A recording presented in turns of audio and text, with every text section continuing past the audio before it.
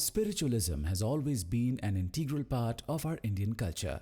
Sadhana has always been considered a resource to know oneself and become one with our true self. It is said that this spiritual practice or meditation is the easiest and the simplest way to lead a life full of bliss and peace.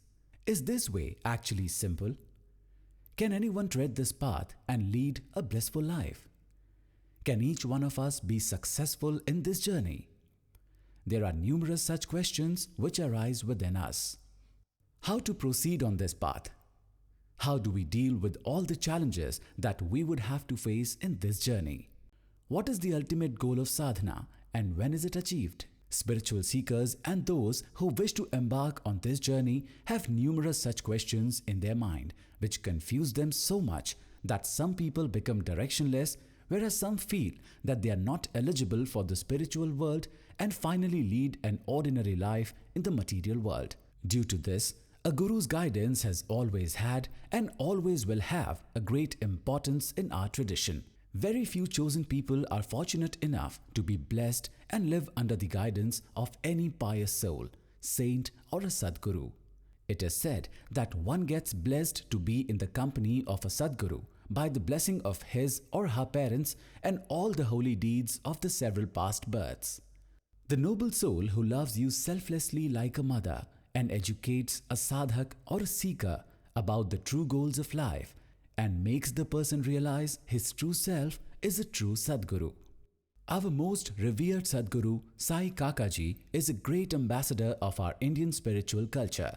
He is a unique liberated soul who preaches and practices the Siddha Yoga Shakti Path method of spiritualism. He has been carrying forward the supreme spiritual legacy of Bhagwan Nityanand and Baba Muktanand Paramhans all over the world.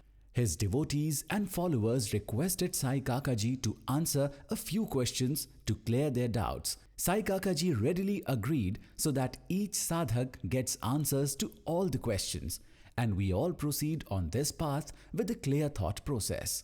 A sincere attempt has been made to include queries from every level of spiritual seeker, and we request with our hands folded to our most revered Kakaji that he should answer all the queries so that he guides us from darkness towards the light of knowledge. We hope that this questionnaire will help our sadhak brethren all over the world to seek correct guidance, and each one of us would follow Kakaji's teachings and achieve the ultimate goal of our life. So let's absorb the teachings of our most revered Sadguru Sai Kakaji on topics like sadhana, ultimate goal in life, and self-realization. Let's be blessed by a Sadguru who is full of selfless love and compassion, and for whom people of all caste, creed, or religion are equal.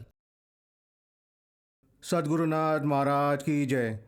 Sai Kaka ji, the seekers have numerous doubts and topics to ask in their mind. The first topic is absolute knowledge and self-realization and questions related to it. So our first question is, are God, Guru and Soul all one entity? Sadguru Nath Maharaj ki jai. Your question is that God... Are God, Guru and Atma the same? Are God, Guru and Atma the same? Yes. The answer is yes, they are.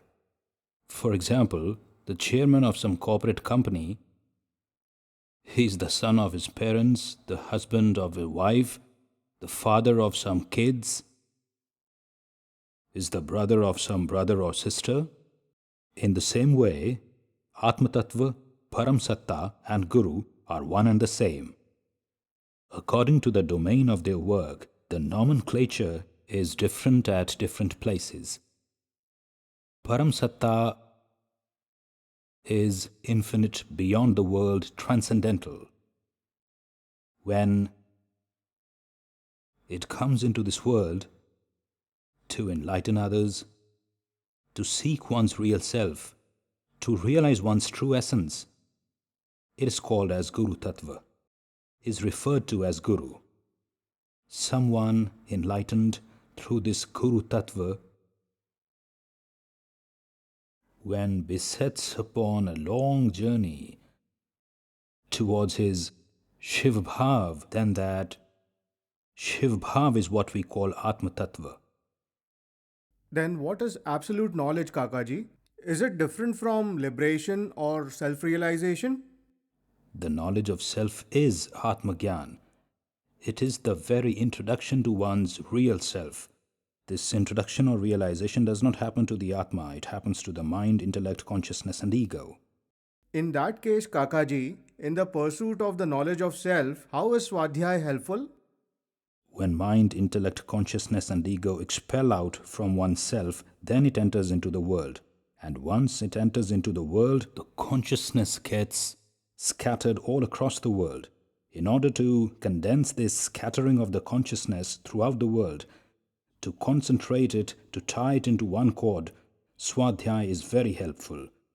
When we begin Swadhyay, our consciousness starts getting focused. Through the sheer utterance of Swadhyay, a nad comes into being, and listening to the echo of this nad, we travel and reach to the very core of our nad. When we begin focusing our drishti or vision on this Swadhyay, it helps us in hitting the bullseye on any target we envision. And through the medium of meditating upon it, we practice to know the knowledge and science of our true self. That's why Swadhyay is very helpful in realizing one's true self. In our country, the great Indian subcontinent, all the religions and all the sects have a provision of Swadhyay. Whether it's the morning azan from a mosque, or the Sunday prayer from a church, or the morning aarti of a temple, or the Shabad Kirtan happening in a Gurudwara, you can feel all of them in Swadhyay. They are but a form of Swadhyay, and this Swadhyay is what studies oneself, tries to seek oneself, and those who have written scriptures, they have defined it as the process of studying one's true self.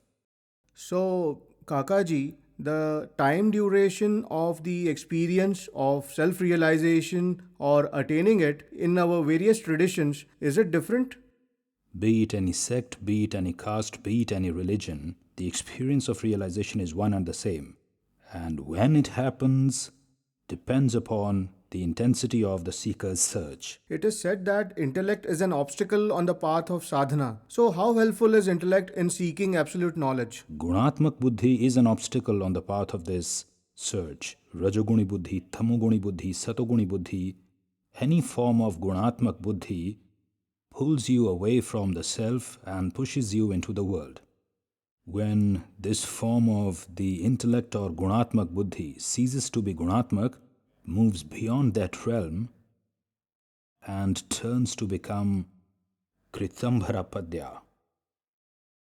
This is what is called Gyan, the one that descends from beyond. This descended knowledge is diluted to know about this outer world and is called buddhi. When this liquid, transparent, subtle intellect turns inwards from the outer world to realize one's own self is what we call antarprerana, kritambhra padya, or in English we call it intuition. So, you mean to say that for seeking absolute knowledge, intellect is helpful, isn't it? Buddhi or intellect is helpful, but only when it is in its purest form. When this intellect or buddhi is diluted with any gun, it is not helpful anymore. It rather becomes an obstacle for you. So, for self realization, lack of some psychological functions is necessary? I do not think this question is very apt. To realize one's true self is the lacking of mental processes. Really need it? I mean, lack of these processes. To realize oneself, you do not need anything at all. For physical purification, intellectual purification, purification of the consciousness, Shakti Paramsatta Mata Tripura Sundari utilizes the different resources, and through all these different resources, purification of mind, intellect, and consciousness takes place, and their comprehension also increases. So, what are the resources of Mata, Kakaji? The resources that the Mata has are the Shakti. Through the medium of this Shakti, Man, Chitta, Buddhi, mind, consciousness, and intellect all have to go beyond themselves. And the Ahankar or ego has to rise to become universal ego. Physical sensitivity has to become universal sensitivity. Kakaji, is Kripa also a resource of Mata? Infinite blessings is Mata. Infinite blessings is Mata, and Mata is infinite blessings. Kakaji, is there any difference on the path of yoga or surrendering oneself for saints and sages? All the different routes ultimately take you to that same destination, your true self. You can go via Bhakti Marg, you can go via Gyan Marg, or you can go via Karma Marg. God is infinite, Supreme Consciousness is infinite, and so are all its varied options. And so you can eventually experience the infinite through these infinite ways and options.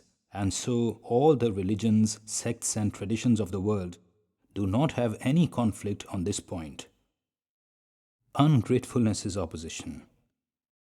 Lack of understanding is opposition. There is no other opposition. Everything else is well synchronized. Therefore, through any tradition or religion, you can come across your true essence. So, does this mean, Kakaji, that absolute oneness is self realization and ultimate truth? You are absolute, you are one, you are non-dual. But without this knowledge, your mind, intellect, and consciousness assume that you are a body. This is opposite knowledge. So, what is truth, Kakaji? The truth is non-dual. It is you. You are the superconsciousness. You are the Guru Tattva. You are the Atma Tattva. Except you, there is nothing else. This is the absolute truth. Is absolute truth the ultimate aim? That is why Baba always used to say, revere yourself, worship yourself, bow to yourself, offer prayer to yourself. God resides within you as yourself. Feel Him. Sai Kakaji, Adi Shankaracharya says that Brahma Satyam Jaganna Mithya. It means that Brahma is truth and the world is a hoax. But some people say the world is truth. So, what actually is the truth, Kakaji? Brahma Satya is this truth that looking away from Brahma is the world. Brahma Satya Jagat Mithya. The meaning of this is that whatsoever you are experiencing, it is just Brahma and nothing else. And if you are experiencing something as a thing, a color, or a size, then it is not real but an illusion. Because whatever you are experiencing in reality, it is not felt during the sleep. So is an illusion. And in Nidra there is an illusion, in Jagriti there is an illusion, in Sushupti there is an illusion, in Turiya there is an illusion, and beyond Turiya also there is an illusion. So only that is the truth. Except that there is no other truth. So if you are experiencing the Brahma in the world, then I would say the world itself becomes godly. There happened a great saint in Maharashtra who said a famous verse, Hariha Apanachi Jagizala, which means that the Supreme Power itself has taken on the form of this world and there is nothing else except this world. Only that is. So, Kakaji, shall we say that ultimate knowledge lies in self-realization? In coming face to face, only mind, intellect and consciousness do so. Intellect doesn't participate in it. Atma is Gyan Swarup. It is Kriya Swarup, it is Ichha Swarup. Atma or the spirit never comes face to face. It is the face itself. When the small confines of mind, intellect and consciousness expand to be huge and go beyond the world, then mind, intellect, consciousness and ego come face to face, that there is only pure consciousness. When our core element with impressions meditates, it is called consciousness. When our core element with impressions contemplates, it is called mind. When our core element with impression decides, it is called intelligence. When our core element with impressions makes us feel about the self, it is called the ego. So in a way, the distillation of all these impressions is what is called sadhana. After the distillation of the impressions, whatever remains is just pure consciousness and nothing else. When mind, intellect and consciousness merge with this core element, they come face to face with the Supreme Power. That's why it's called coming face to face. So it means that getting out of the curiosity of the world and moving towards silence and the center of cosmic power is a journey of seeking knowledge. The world that we see around us is just a showmanship of the gods' amusement. This is not a journey of the silence, but a journey of bliss. It may appear to be a journey of silence, but this silence to the one who has really experienced it is not silence anymore, but is sheer bliss. Kakaji, how long do we need a guru for attaining the knowledge of self? In the process of self realization, as much as you need the guru, in the same proportion, your guru needs you as well. So Babaji says the extent to which you belong to yourself is the same as I belong to you. The extent to which you belong to yourself, I belong to you. What it means is that one flame kindles the other one, meaning that the outside guru awakens the guru inside and after that merges within him. Now, the color, shape, and form of the guru outside is, of course, mortal, but the Guru Tattva which has imbibed it, that Guru Tattva is immortal, incomparable, infinite, and only He exists, nothing else. This is an extract of Manduka Upanishad, Kakaji. One who knows Brahma becomes the soul of Brahma. What does this mean, Kakaji? One who knows Brahma becomes Brahma himself, doesn't remain Atma anymore. So, is a Jnani actually Brahma? Brahma is Gyan and Jnani is Brahma. Kakaji, seekers have various queries in their mind about Guru and Sadguru. One of them is, what does actually the divine blessings of Guru mean? And how is it helpful in attaining self realization? The purposeless grace appearing in the world is Guru Tattva only, and that Guru Tattva takes you towards your self realization. When a sadhak or seeker is ready to accept that power, then that Anugrahika Shakti appears in the form of Guru Tattva and you are divinely blessed and lets you feel your true self, your blissful self. What are the means to be blessed by a Sadguru, Kakaji?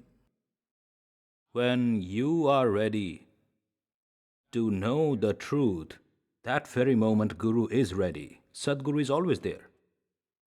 Babaji used to say that Guru Kripa is perennial. Shishya has to do Kripa on himself.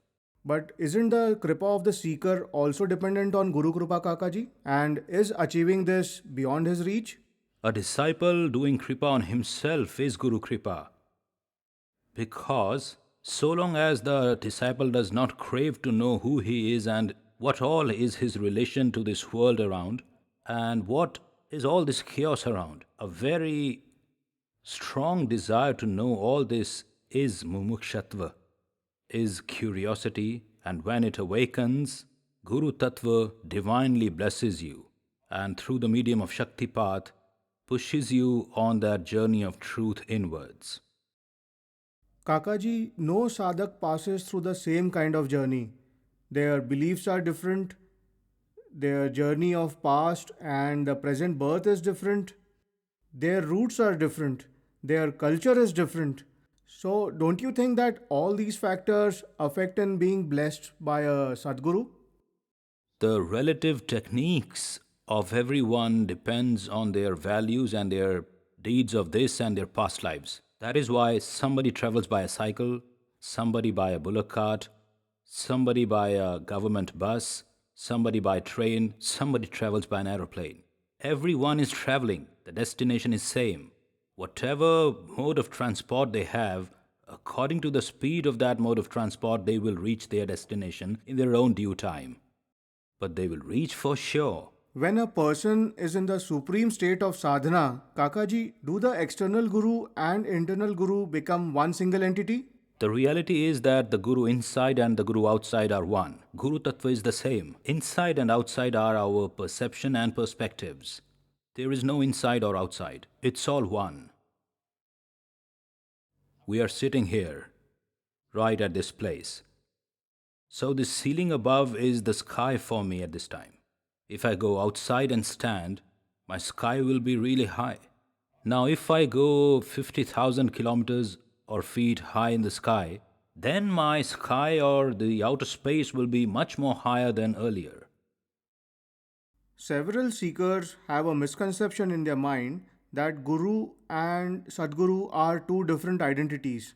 So, how different or similar are a Sadguru and a ordinary Guru, Kakaji? In life, you get lots of gurus who are your trainers. Somebody has the skill of teaching you driving, so he is your driving trainer. Somebody teaches you to cook, he or she is your kitchen guru. If you are an engineer, someone who helped you in your engineering studies, he is your engineering guru, he is a professor. If you are a doctor or you are studying medicine at college, then your senior most head of the department or the associate professor or the professor, he is the medical guru. Whatever types of skills you have learned in this world, and all those who have helped you acquire those skills are your trainers or your Sahaya gurus. Likewise, in the world of spirituality, to inspire you and make you persistent on that path of self realization, there is a system of Sahaya Guru. In large projects like the infrastructure projects, there is a post of supervisor. There is also a post of executive engineer. There is a post of superintendent engineer. The people occupying these positions have a certain set of responsibilities and duties, and they try their best to ensure that the job is completed in due time, utilizing their skills and talent. In the same way, the Sahayak Guru has a very important role in the life of a disciple. He shows the right path and guides him along. A teacher who is taking up nursery classes is as important as someone who is taking MA or MSc or MTech classes in university. Because if there is no teacher for nursery, no student will be able to get to MTech classes. This means your journey starts at the nursery level, and your nursery teacher is as important as the teacher who teaches you MTech at some big university. Both are equally important. So, Sahayak Guru is essential, and where the work of a Sahayak Guru culminates, the work of a Sadguru really begins. Kakaji, one seeker wished to know what are the traits of a Sadguru? A Sadguru is someone sitting beside whom you feel very elated, very joyous, and full of unending bliss. One who awakens your Gyan, one who helps you go beyond the clutches of this materialistic world around us and become what you are really, your true self. One who makes you like himself is the Sadguru. There can be only one such person, Kakaji. Oh yes, Sadguru is one only. Kakaji, another seeker wanted to know that how many gurus can a seeker have in his life? Dattatreya, whom we know as Lord Dattatreya, who is well known as the founder of 5 different sects, who is the founder of Datta Sampradaya or community, Nad Sampradaya or community, who is the founder of Aghori Sampradaya or community, who is also known as the founder of Avaghad or Kapalik Sampradaya or community. He is supposed to have given due recognition to 24 gurus in his life. And it is also mentioned in the scriptures that what all he learned from each of these 24 gurus. So he has mentioned about 24 gurus in his book titled Gyan Satra.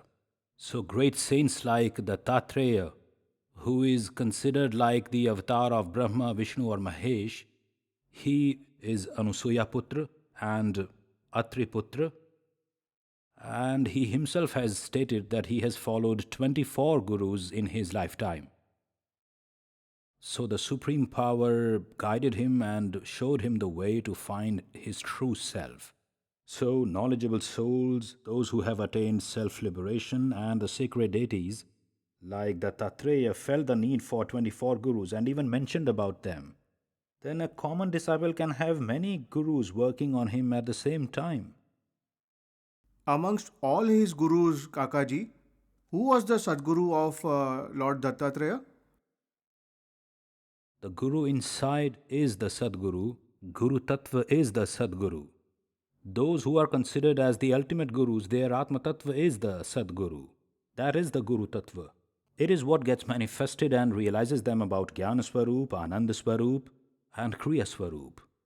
Kakaji, is it true that there is complete unity between Sadgurus and Siddhas, which is beyond time, location, and tradition, and the difference lies merely in their spiritual beliefs? All of these are non duals, they are one form. As per work and time, they get activated in different places. Otherwise, their domain is one. As per the administrative arrangement which prevails in our country, India, a Patwari is active in his role in the villages of India, but his kingdom is limited to the village. It is said, Kakaji, that Sadguru only gives and takes nothing from his disciples. So, in this context, can we regard the son also as a Sadguru? Absolutely, you can, because he is also a form of the Sadguru. According to the Indian philosophy, Guru Tattva is present as a visible embodied form, is also present as an element form, and also as a spirit form, which is what we refer to as Atma Surya. That is why sun also is worshipped as a form of soul energy. That's why in India, the five communities, namely Shaiva Sampradaya, Vaishnava Sampradaya, Shakta Sampradaya, there is also a Saura Sampradaya which worships the sun only, and there is a Ganapati Sampradaya. Within these five communities, the entire Indian tradition has evolved. Being blessed by a Sadguru is a predestined event, Kakaji? Absolutely, it is predestined. Whenever you are ready, he appears from somewhere. Right, Kakaji. It's just like when you have prepared for your graduation and have passed with distinction, then undoubtedly you will get the degree. Kakaji, how does the presence of Siddhas and their experience of self realization help in the welfare of the world? Those who have achieved liberation and have realized their true self, their very presence is enough for the welfare of this world. Every day when the sun rises, many changes start happening in the universe. People wake up and start getting busy with their daily work. Even the birds leave their nest and fly to arrange their food. The entire functioning and working of the universe is dependent on the sun. Likewise, presence of the Siddhas, presence of the Siddha Sadhaks is extremely helpful in the efficient functioning of the universe. Do numerous Siddhas who abandon all traditions and live in the caves also contribute to the welfare of the world? Absolutely, their very presence is welfare of the society. How is this possible, Kakaji? An elderly retired person in the family keeps resting in the corner of the home. Even though he may be unwell, still his very presence is important for everyone in the family. One may stay far off, yet will be aware of his presence at home. In the same way, the very presence of the liberated souls full of cosmic power is enough for this world. Because within them the cosmic power is active all the time, and that is what regulates the functioning of the universe. Being steadfast on the path of sadhana, the sadhaks have several ambitions or desires. Similarly, what does a Sadguru expect from his disciple, Kakaji? Like a mother has very high aspirations from her kids, a Sadguru has even higher aspirations from all of his disciples. The very first duty of a Sadguru is to mold his disciples just like him. A Sadguru snatches off the disciplehood of a disciple to make him a Sadguru. He merges him within himself. And no matter how much time it takes, Kakaji? The perception of the dimension of time is your perception. perception of this gross world. Those who have moved beyond time, even they sometimes appear to be working within the shackles of time. So one feels that they are bound by time, but the reality is that they are beyond it. That's why in Sikhism they are called Akal Purukh. Is it possible to express Guru Kripa in words, Kakaji? Or is it something which one has to experience oneself? Guru Kripa is a subject of exemplary experience which cannot be expressed in words. Just like you cannot explain your joy in words, in the same way you cannot explain Guru Kripa in words. You've got to experience it yourself. Is the effect of a Sadguru in one single tradition seen in different forms on his disciples? For example, in the Ramanand Acharya tradition, Kabir, Mira, and Ravidas, one is without any form or shape, whereas others are an example of devotion. Their nature and sadhana were also different. What is the reason for this, Kakaji? Sun's reflection in the sea is as big as the sea itself, whereas in the pond it is as big as the pond, and in the well the reflection is as big as the well. In the glass, the reflection of the sun is as big as the glass. So, whatever is the capacity of the seeker, the experience will be accordingly. One who seeks knowledge acquires knowledge, one who seeks devotion acquires devotion, and the yogis acquire yoga, but the medium is the same. Baba Muktanand, in a spiritual discourse at Haridwar, had once said that Siddha Swatantra Bhava. What does this mean, Kakaji? Could you please explain and tell this to us? This is a Shiv Sutra, Siddha Swatantra Bhav, a sutra of Kashmiri Shaivism. It's a Shiva Sutra, and this sutra is in the Shiva Sutra. Siddha Swatantra Bhav. This is actually a fact. The nature of the Siddhas is feeling of independence. They actually live in their own world. Their joys are not dependent on anybody. Can a guru be an avatar, Kakaji? And is the avatar also as capable and efficient as the guru? Scriptures say incarnated Guru can be seen. Because deities like Ram and Krishna have been accepted by people as their gurus. They have been accepted as the Tattva. They have been accepted as their Isht. These deities are the Siddhas, and it is through these deities that everyone gets blessed. People like Tulsi, Surdas. Now, Surdas was blessed by Lord Krishna, whereas Tulsi was blessed by Lord Ram. That's why the incarnations turn up as gurus to bless the divine souls. And is the avatar also as capable and efficient as the guru? Could you throw some light on this matter, please?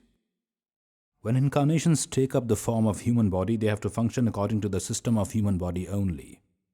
As per the specified limitations, they have to take birth, live their life, and finally leave this body as well. Kakaji, how far is there any similarity or difference in the work area of a yogi and a avatar?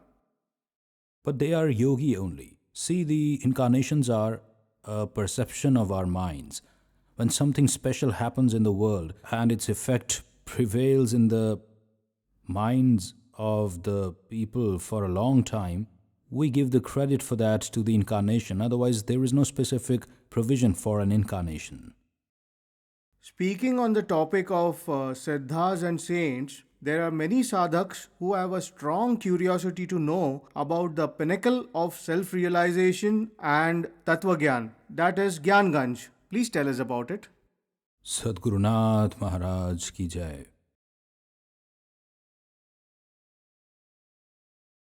The experience of Gyan Ganj to the great Siddhas, the Rishi Munis, and the saints takes place on three different levels. In the Sthula Swarup, Adidevik Swarup, and Adhyatmik Swarup. In the Sthula Swarup, the experience of Gyan Ganj, or the ultimate center of knowledge, has been happening within India and many other places of the world as well. There are a number of such special places around us here in India, like Girnar. Second, Sri Shailya, third is Banaras, then Tibet. Around many other places in the world as well, people have reported the experience of Gyan Ganj. Places like Manasarovar or Kailash Parvat, such places offer very intense experiences of Sthul Gyan Ganj. The residents of Gyan Ganj are all the attained Siddhas. These places are used by the attained Rishi Munis for spiritual research work, and the experiments conducted at this place are then used for the welfare of the world. The purpose is fulfillment of the soul and welfare of the world. Spreading happiness all over the world is the objective.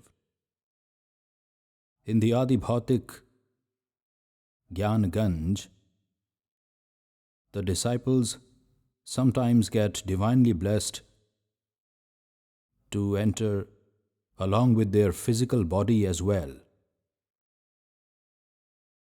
There are rare examples of this. Swami Vishuddhanandji Maharaj was the guru of Pandit Gopinath Kavirajji Maharaj. Now he had this great fortune of being blessed divinely to reside in the Gyan Ganj along with his physical body from his childhood to his youth. His teachers and his Sadgurus there inspired and taught him the finer points of Yoga, Surya Vigyan and Chandra Vigyan. So he was indeed a very blessed soul. Vishuddhanandji Swami Maharaj was a master of Surya Vigyan, Chandra Vigyan and Ayurveda all by himself.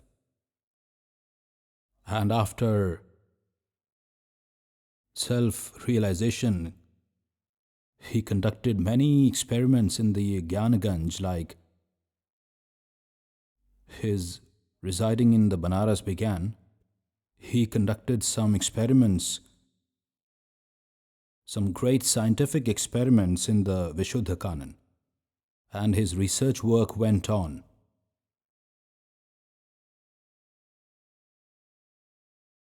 If we refer to the recent time, then he was really a divine soul to have resided in Gyan Ganj with his body. There was another divine soul in Maharashtra. His name was Vishnupant Chitle. He physically went there to acquire the mastery of the science of Ayurveda. This Siddha Yogi was a self-realized and liberated soul. In this material world, in his physical state, he was a worker for the Communist Party. People used to address him as Comrade Vishnupant Chitre. But his inner world was completely awake and one with the universal force. To carry out and fulfill his special duties in this world, he was blessed with the supreme knowledge of Ayurveda. By the grace of our Siddha Parampara or tradition and the divine blessings of our attained and realized gurus, and by the blessings of the Gyan Ganj, even I was fortunate to get the opportunity to visit Gyan Ganj in subtle form. Unheard, incomprehensible, beyond the realm of science itself, such were the amazing experiences there in Gyan Ganj. My formal education had been very formal one. In spite of this, my being blessed by science was a grace from the Gyan Ganj.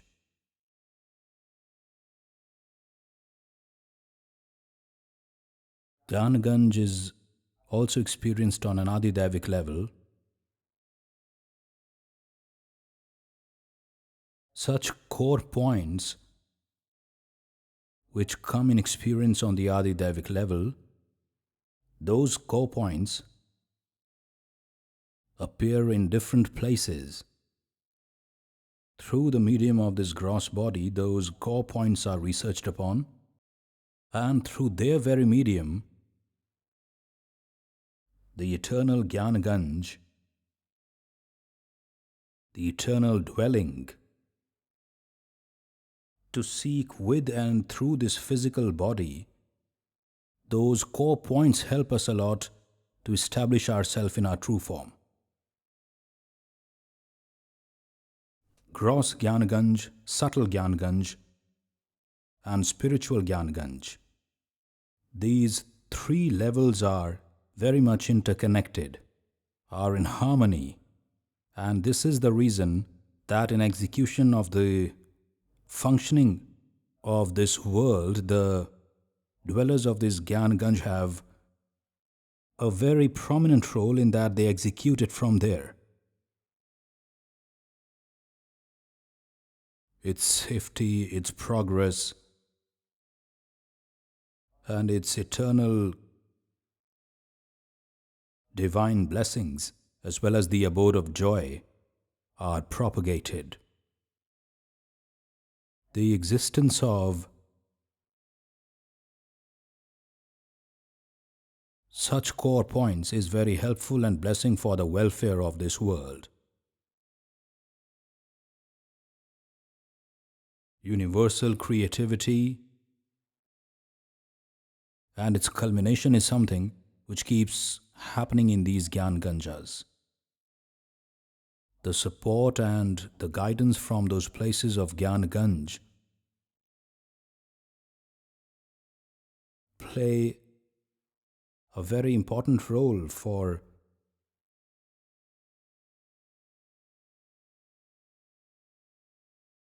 the seeker to achieve his true self on his inner journey. Surya Vigyan, Chandra Vigyan have been used continuously in experiments in Gyanaganj. The secret of Surya Vigyan is that in this world, the very core nucleus of all the basic elements in this world are present in the rays of the sun. Those rays of the sun are concentrated in their original form for the creation of those things which do not undergo any change, manifest in their original form, and through this very medium, we get a very small glimpse of the creation of this universe, that how and what all went into the creation of this world.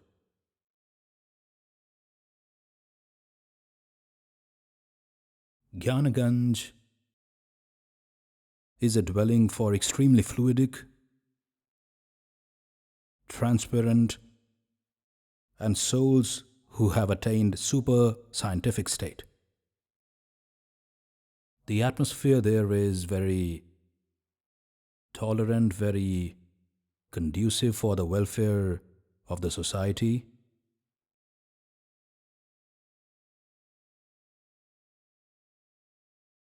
As and when the influence of the negative thoughts increases, the Gyan Ganj gets activated and tries to neutralize the effect and impact of those negative thoughts. The creation of new thoughts also takes place in this sacred dwelling of Gyan Ganj. These are the thoughts for creating something new in this world. And these thoughts are implanted in very fluidic,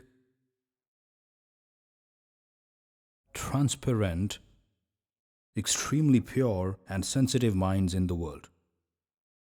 And for the execution of this, only those chosen souls and blessed attained ones who have come into existence for the betterment of the world, bringing peace to the world. They have a mission, which is the reason why they have taken birth on this earth. It is through them that this work gets completed. In Adidevik Jnanaganj, scientific research is a continuous process. The research done there at times takes about 50 or 100 or even 200 years to manifest. If you compare on a scale of time, the Adibhautik and the Adidevik Jnanaganj are many times ahead of our present world. That's why understanding the great sages, saints, and their science is beyond common intelligence. And this is the very reason that in that sacred place, Gyanganj, due to a lack of intellectual fluidity, transparency, as well as absolute purity, an entry to the common folks as well as the seekers is denied.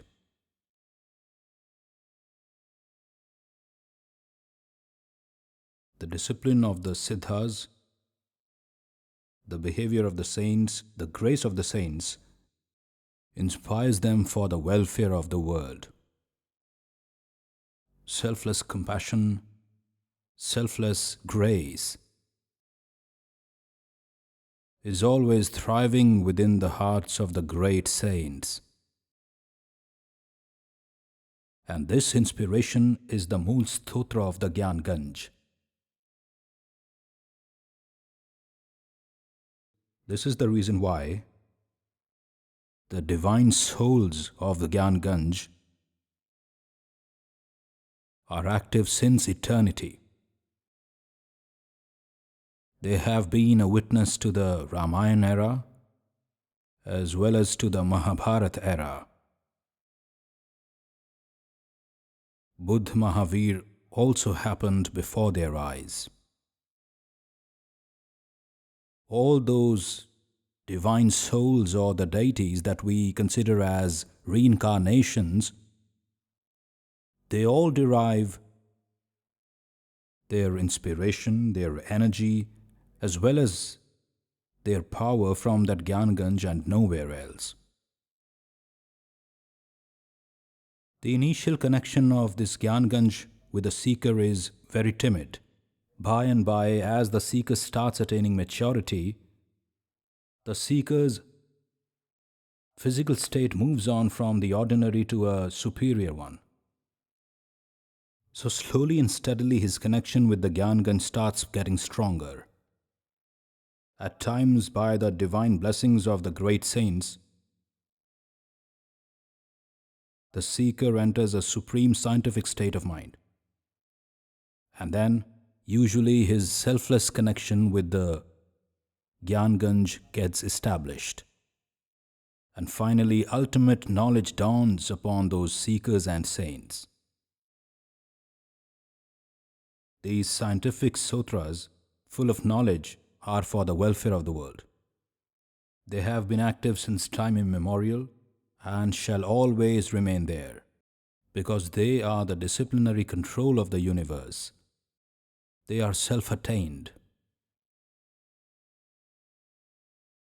If you are fortunate enough, if you have divine blessings showered on you, then surely at some point of time in eternity, in some era, you will get the chance to visit Jnanaganj.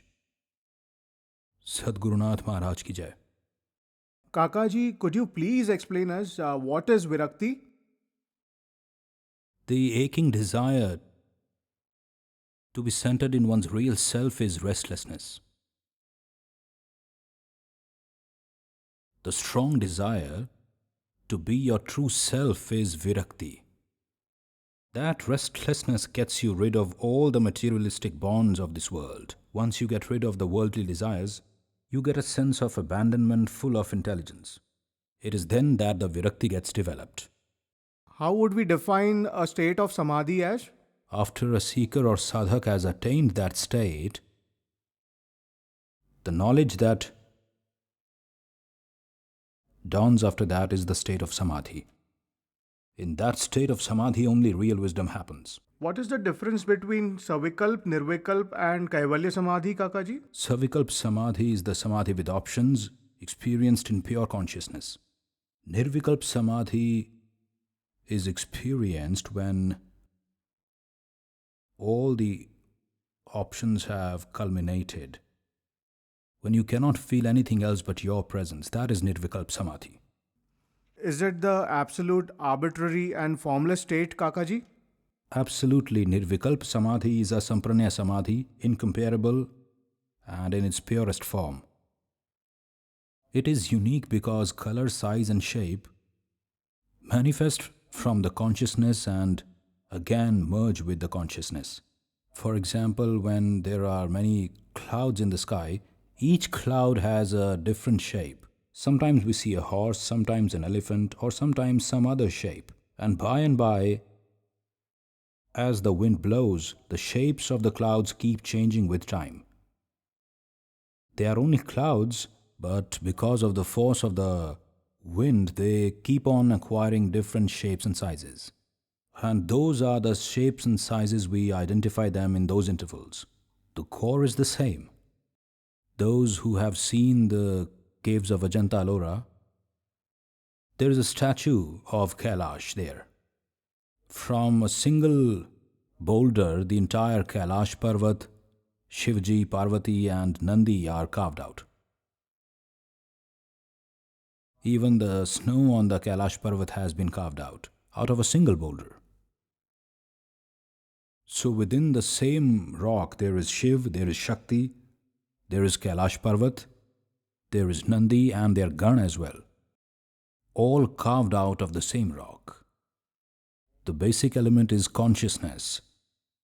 Due to the force and the impact of the consciousness, different forms and sizes get manifested. The different shapes, sizes, and the forms experienced by the yogis, the bhaktas,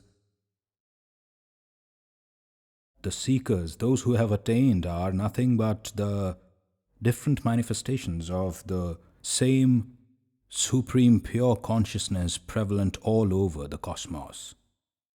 Kakaji, what is Kaivalya Samadhi? Kaivalya Samadhi is when an individual seeker attains that supreme level of consciousness and then the journey is over for him. He cannot help others to realize that state.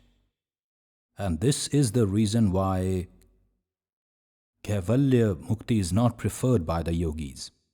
The yogis always try to purify the positive as well as the negative energies present within them and try to do a metamorphosis, a harmonizing, a synchronization of those energies for the welfare of the world and activate them. And like this, the welfare of the universe happens through these yogis. By giving Diksha to millions, yogis can help people attain themselves. Kaivalya Yogi is focused on himself only and liberates himself. What exactly is the self-realized state of the saints? When the mind attains a state of absolute presence, we can say one is a self-realized soul. Such divine souls and saints who remain in such state don't have the remembrance of the body. We have many such examples. Nityanand Bhagwan, Gajanan Maharaj Shegao, Balchandra Maharaj.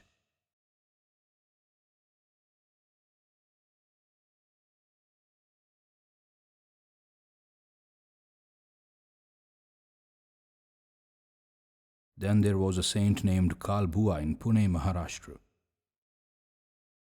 These self-realized souls continue to remain in the purest state of consciousness. They work for the welfare of the world without being visibly connected to it. But it is very hard to find someone who is more connected to the welfare of the world than they are. They perform their work while remaining in the core of the world. Their work is so subtle that only the realized souls know that at what level are they active. Could you tell us how does a sannyasi lead a life, Kakaji? Transforming the instincts is sannyas. Changing just the outer attire is not sannyas. If the instincts are not transformed, no sannyas happens. Diksha for sannyas is taken for the transformation of instincts. Sannyas is of two different types. One sannyas is that which is for attaining supreme wisdom, and the other sannyas is which happens after the attaining of the supreme wisdom for merging into the divine consciousness. It is like culminating into the Almighty. Those who have attained the real form of sannyas, it does not really matter where and how they live. They are completely detached. They keep on spreading their consciousness all around to help others awaken and realize themselves. What does ultimate knowledge and self-realization mean, Kakaji? Nirvikalp Samadhi, Asampranya Samadhi are the highest states of consciousness. But there are many subtle differences as per the yoga technique. For example, in common educational system, when post-graduation is done, it is assumed that the education of that area is complete. But even after post-graduation, people go for MPhil, for PhD. Even after PhD, the research work continues. It is a never-ending process of continuous learning. Such attained and realized souls gauge from their experience and look out for creating and grooming some new seekers and sadhaks. The intention is the welfare of the world. Kakaji, in the various states like Samadhi or Avdhut state, is it so that the saints and the siddhas always remain totally stable? They are absolutely stable in a condition, and in that stable condition, when they appear in day-to-day life situations, they use their mind, knowledge and consciousness to get activated for the welfare of the world. It is then that the work of those great saints becomes visible to the people. Does it mean that at different levels or states, the level of compassion and love in saints and siddhas always manifests at the supreme state? Remaining in these conditions, the saints, the attained ones, keep working, because that is an absolutely egoless state. So even experiencing the conditions around them, the great skills hidden inside them keep working for the welfare of the world.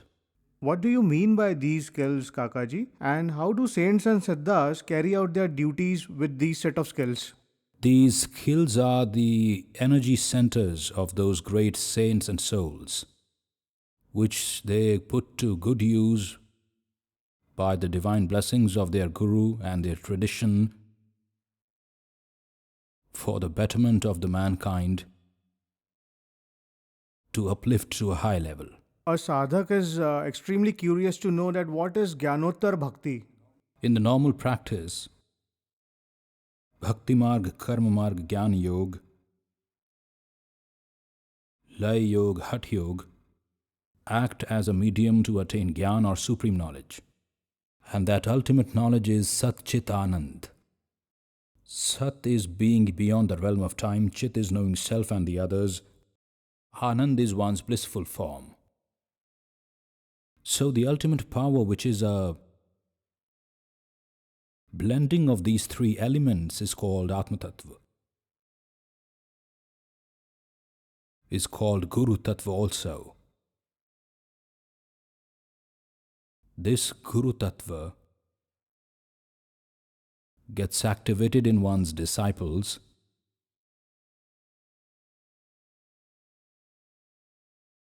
and molded in one's life experiences.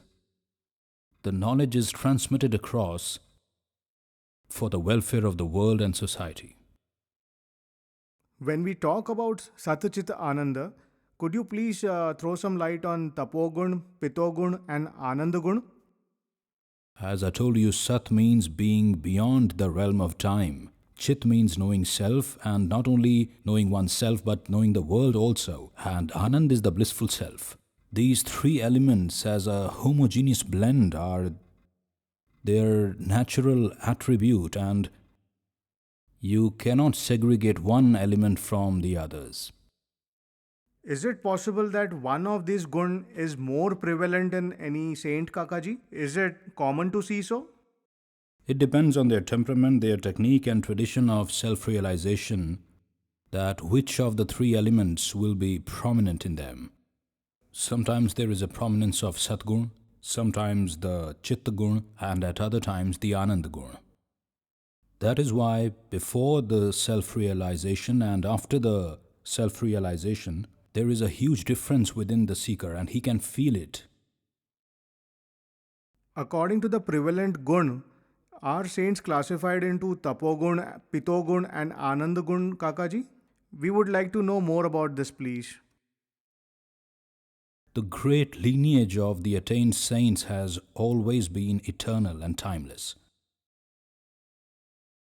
After a span of every 50 to 60 kilometers, you can find a great saint, manifested or unmanifested. And the center points of these traditions are known as Gyan-ganj. Sadguru Nath Maharaj ki Jai.